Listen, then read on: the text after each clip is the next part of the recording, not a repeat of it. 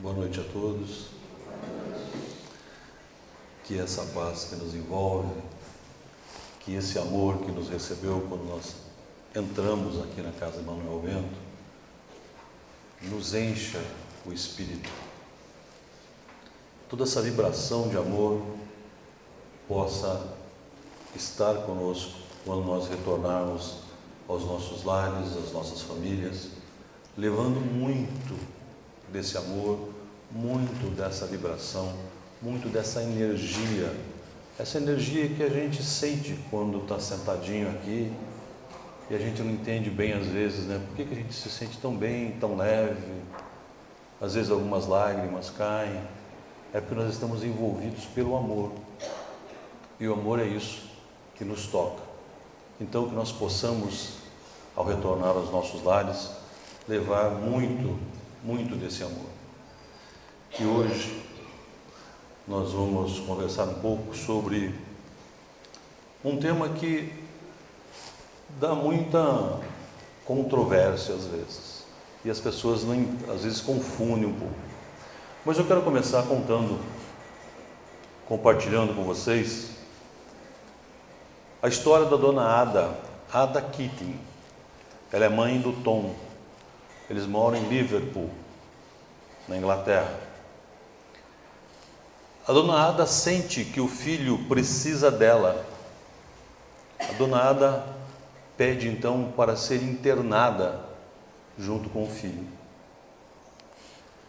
E porque ela sente que ele precisa muito mais do que os medicamentos, do que atenção. O filho precisa de carinho, o filho precisa de colo. E provavelmente muitos estão pensando nesse momento, mas isso é comum, né? Toda mãe quer estar junto com o filho, mesmo que ele esteja internado. Mas aqui essa história tem um detalhe que muda um pouquinho. O Tom tem 80 anos. Ele nunca se casou e sempre viveu com a mãe.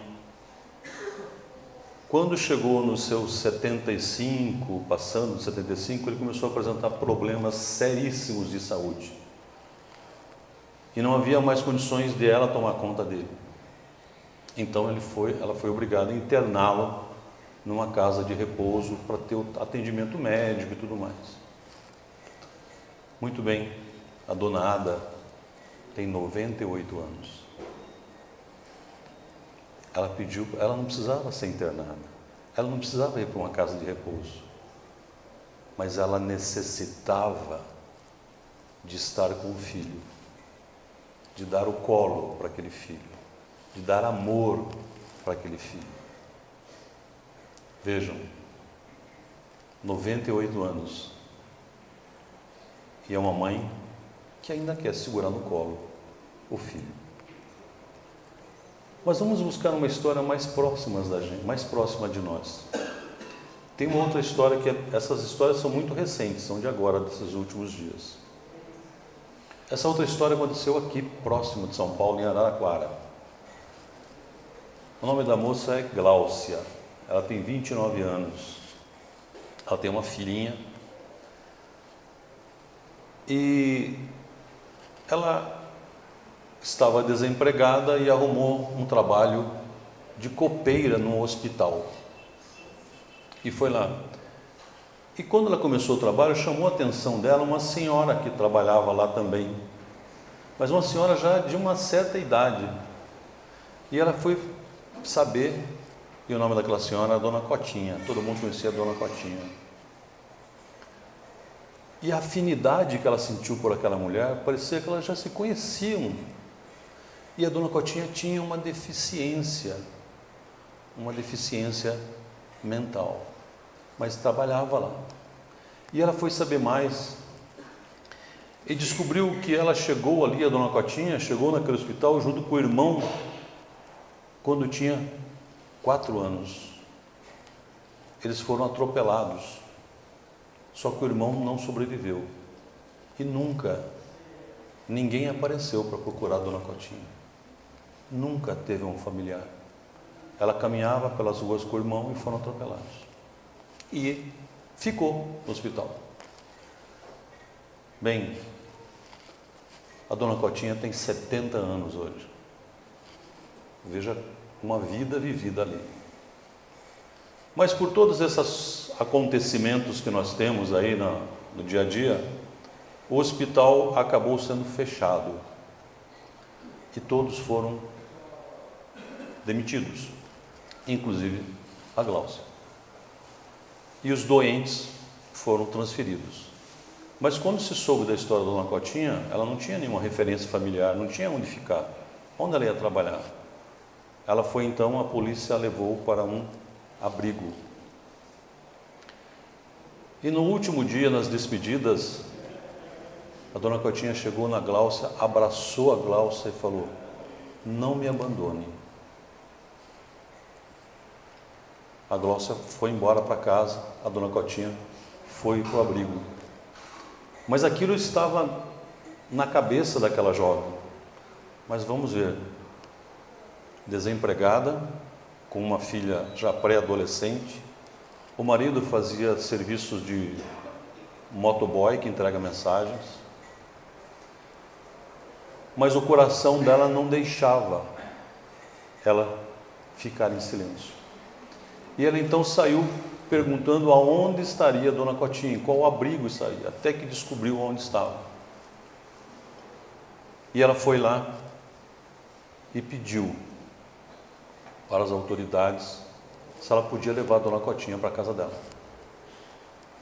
Vejam, a jovem, com a filha, desempregada, com o marido ganhando, a gente sabe como é que é.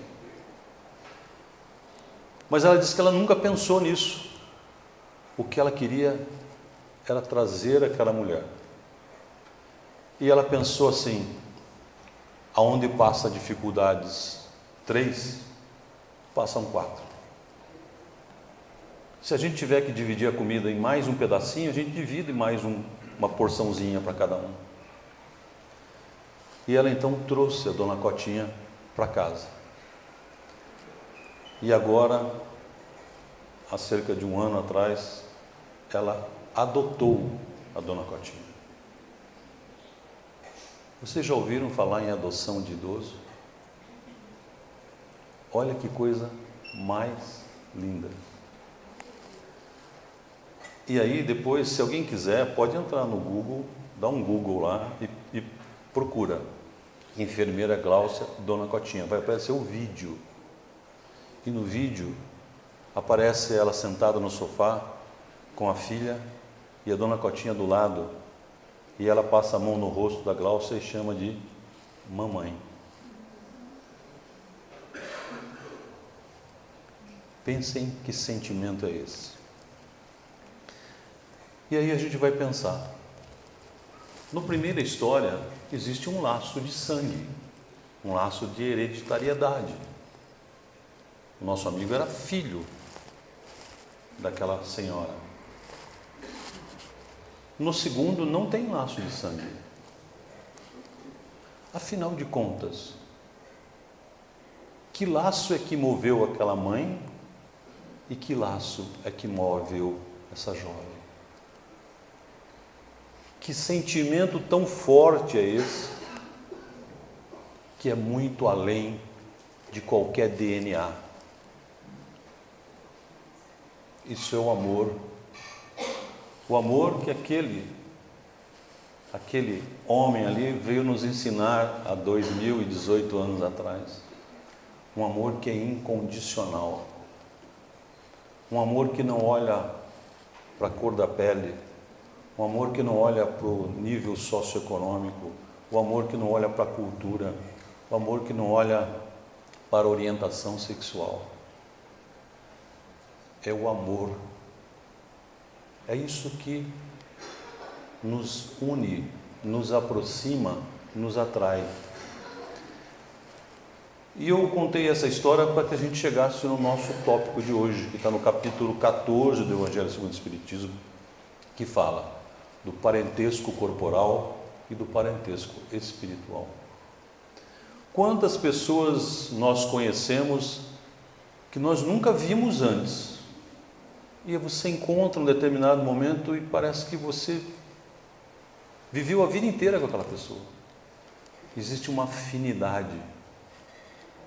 E você não tem laços de consanguinidade nenhum com aquela pessoa.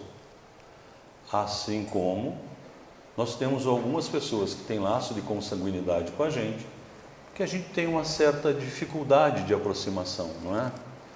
Nem todos têm tanta afinidade assim. E aí lá nesse capítulo, no item 8, Kardec nos diz o seguinte: os laços do sangue não criam forçosamente os liames entre os espíritos. Não são os laços de sangue que nos unem, que nos entrelaçam nas jornadas encarnadas. Diz Kardec, o corpo procede do corpo, mas o espírito não procede do espírito, porquanto o espírito já existia antes da formação do corpo. Não é o pai que cria o espírito de seu filho. Ele mais não faz do que fornecer o invólucro corpóreo, cumprindo-lhe, no entanto, auxiliar o desenvolvimento intelectual e moral dos filhos para fazê-los progredir. Vejam, o corpo não procede, o corpo procede do corpo, mas o espírito não procede do espírito. E aí nesse capítulo é abordado que nós podemos identificar dois tipos de família então. A família que é formada por laços de consanguinidade e a família que é formada por laços espirituais. As famílias espirituais são aquelas que nós já interagimos em outras encarnações. E vamos nos encontrando, nos reencontrando nas diversas encarnações que nós vamos ter. Podemos novamente nos encontrar na mesma família? Sim, podemos. Mas pode ser que na próxima encarnação você tenha uma outra tarefa, uma outra missão, e essa pessoa esteja também progredindo. Já as famílias com os laços consanguíneos, às vezes podem parecer mais frágeis, quando a gente pensa nas famílias espirituais.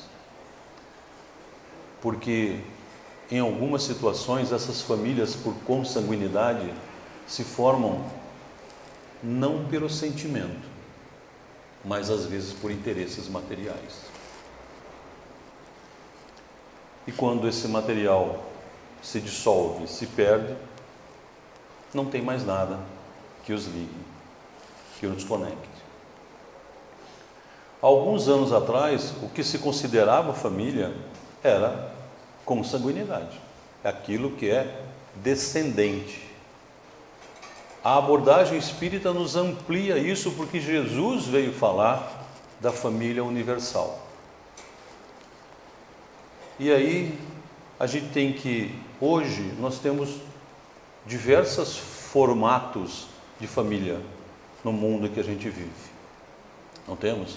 Temos casal com filhos, casal sem filhos, pessoas que se unem por afinidade, pessoas que se unem por amor, espíritos que se encontram. Então hoje não existe mais uma regra, isto é uma família. A família é muito mais do que encarnação. A família é espíritos que se interligam. E cresce quanto maior for a afinidade. Mas afinal de contas, o que é afinidade, né? O Chico nos diz no livro Dicionário da Alma: afinidade é uma faixa de união em que nos integramos uns com os outros. Então, quando a gente encontra alguém que está na mesma faixa, a gente tem maior afinidade, a gente se aproxima. As pessoas que nós nunca vimos antes nesta encarnação, de repente você vai fazer uma viagem, você vai fazer um trabalho fora, você muda de emprego e você chega lá e depois de 5 minutos que você está com a pessoa, parece que você conhece aquela pessoa a vida inteira. E mais, depois que você sair de perto dela ou for para outro lugar, quando vocês se reencontrarem, vai parecer que vocês nunca se separaram e continuaram se encontrando pela vida toda. Essa é a afinidade, está ligada à vibração que nós temos. Qual é a afinidade que nós temos uns com os outros? E aí no Evangelho do Mestre tem uma passagem que diz assim em Mateus: Jesus estava falando à multidão quando sua mãe e seus irmãos chegaram do lado de fora, querendo falar com ele. E alguém disse para ele: tua mãe e teus irmãos estão lá fora e querem falar contigo. E Jesus vira e diz: quem é a minha mãe e quem são meus irmãos? E estendendo as mãos para os discípulos, disse: aqui está minha mãe e meus irmãos. Pois quem faz a vontade de meu Pai que está nos céus, esse é meu irmão, minha irmã e minha mãe. Causa alguma estranheza se a gente lê isso só na letra fria, né? Mas tem o seguinte: toda vez que a gente lê um trecho atribuído a Jesus nos Evangelhos e a gente achar estranho, a gente achar, mas como Jesus diria isso? Tem 3 motivos. Ou as palavras foram mal reproduzidas, ou as palavras não são dele, ou nós estamos interpretando errados. Nós estamos pegando as palavras de Jesus e interpretando daquela maneira que nos convém mais, que nos facilita explicar algumas atitudes que nós temos. Então, quando ele questiona esse parentesco, não é que ele está negando a mãe ou os irmãos. Ele está exatamente dando a ideia do que é a família dele, que é a família universal. Porque, afinal de contas, se nós temos uma única fonte da nossa criação, que é Deus, todos somos filhos dessa fonte de amor. Muito bem. Quando a gente fala em família consanguínea, que é a mais comum que a gente convive, a gente fica pensando: por que essa questão do nome de família é tão importante na história? Ainda é para algumas pessoas. Porque traz a questão lá de trás do orgulho de um nome ser melhor do que o nome da família do outro. Isso que nos alimenta. Se nós pegarmos na história aí, quantas pessoas dizem assim: eu sou da família, sei lá, usa normalmente 2 nomes, né, porque fica mais pomposo. Nada de errado, desde que você não esteja colocando isso para dizer que aquele outro que tem um outro sobrenome mais comum é inferior a você. Mas isso está aqui, ó, na nossa essência, e nós temos muito dessa questão do orgulho, do egoísmo. Então, por que a gente tem isso? E aí tem um ponto aqui. Às vezes, e aí nessa formatação de família, as famílias se formam e depois se formam de novo. Vocês já ouviram os termos de alguém falar assim: ó, esse aqui é meu meio-irmão, ou minha meia-irmã? Mas é meio do quê? Se é o amor que vocês convivem, você une, por que é meio-irmão? É meio amor que você sente por ele? Não, porque não tem a consanguinidade. Porque o completo é aquele que tem o mesmo sangue que eu. Vejam como o nosso orgulho às vezes está lá escondidinho em alguns conceitos que a gente trouxe. E Jesus vem nos dizer que a família é uma família universal. Nós somos todos filhos do mesmo Pai. E tem um ditado que diz que aquele que sabe qual é o seu lugar na família, sabe também qual é o seu lugar no mundo. Uma pergunta para cada um pensar agora: qual o meu lugar na minha família? Qual o papel que eu desempenho na minha família hoje? Será que se a gente não tivesse junto, e alguém perguntasse para as pessoas da nossa família: o que vocês acham dessa pessoa? Se você pudesse hoje para o plano espiritual mais elevado, quem da sua família você levaria com você? Será que nós seríamos escolhidos por alguém? Que papel a gente desempenha na família hoje? E vejam, o que mais se destaca aqui é o sentimento. Jesus não escolheu nenhum dos seus discípulos porque eram consanguíneos com ele.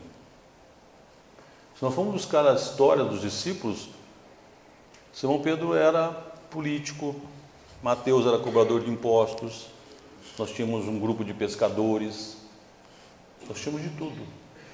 Jesus escolheu pela afinidade, até porque ele conhecia cada um daqueles que ele chamava, e ele considerava aquele grupo a sua família, que caminhava com ele. Então ele não distinguiu ninguém para fazer parte da família dele, porque era mais culto, menos culto, mais bonito, mais feio. Ele escolheu as pessoas que entendiam qual era o propósito dele e queriam espalhar esse propósito. Então vamos pegar essa passagem aí, aquela passagem de Jesus, quando ele diz: quem é minha mãe, quem são meus irmãos? E trazer para a nossa reflexão. Quem são hoje os nossos irmãos, nossas irmãs, nossos pais? Quem serão amanhã nossos irmãos, nossas irmãs e nossos pais?